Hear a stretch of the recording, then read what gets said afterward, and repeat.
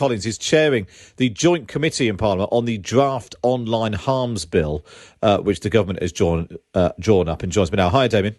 Hi, good morning. What is your take on the Facebook Oversight Board and its ability to keep Facebook on the straight and narrow? Well, it can't keep them on the straight and narrow because it doesn't have the power to do it. It's not a regulator in any sense that we would understand it. It can't initiate investigations. It can't seek evidence and information from the company. It has no right to access any data or algorithms or indeed any of the sort of reports that Frances Haugen, the Facebook whistleblower, has published. None of that sort of information would have been shared with the Oversight Board. All it does is it looks at content Facebook has removed from the platform and it assesses whether Facebook was right to do so.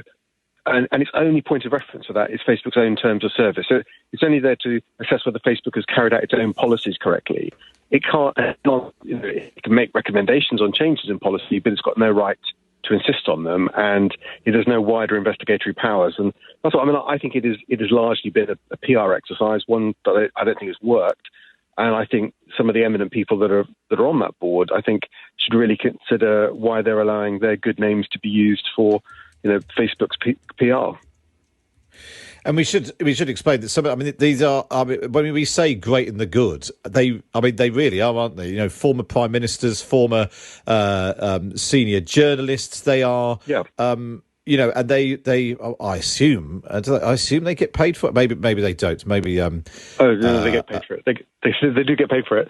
And I think what Facebook has clearly done is it's tried to say, well, by association, we've got these eminent people who are sitting on our board, so that gives the board credibility. But the only way the board can have credibility is if it's got real teeth. And I know some members of the board have spoken about that, their frustrations, and I think they should really look at the sort of information Frances Haugen has published, consider how that they've been denied access to information like that. And I really think members of the board should consider resigning their positions, because I think Facebook has not treated them fairly by withholding important information from them.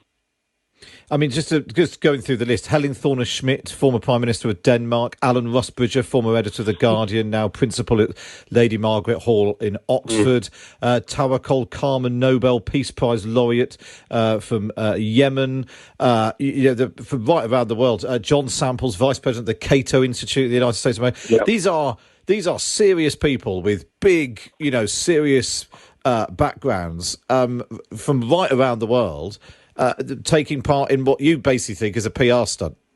Yeah, absolutely, and I think also rather like the company itself, it's a body that doesn't really like very much scrutiny of its own actions either. We invited Alan Rusbridger to come and give evidence to the joint committee. Given that we're looking at how to regulate big tech, we were interested in his experiences on the board, and he claimed he was too busy to come. And we asked the Oversight Board if they would send a representative, and they declined. So, I think the Oversight Board has sort of adopted some of the inherent problems the company's got, which is not welcoming scrutiny, because that scrutiny only shows how limited its powers are. And just finally, Damian, I mentioned that you're taking a look at the online harms bill. What is there that's in that legislation that would sort of cut across what Facebook is doing? What would you hope to see as it proceeds? Well, there are two key elements to it. Firstly, an independent regulator, which would be Ofcom, would be established, and that would have the power to set codes of practice for the companies and to investigate the companies to make sure they're complying with them.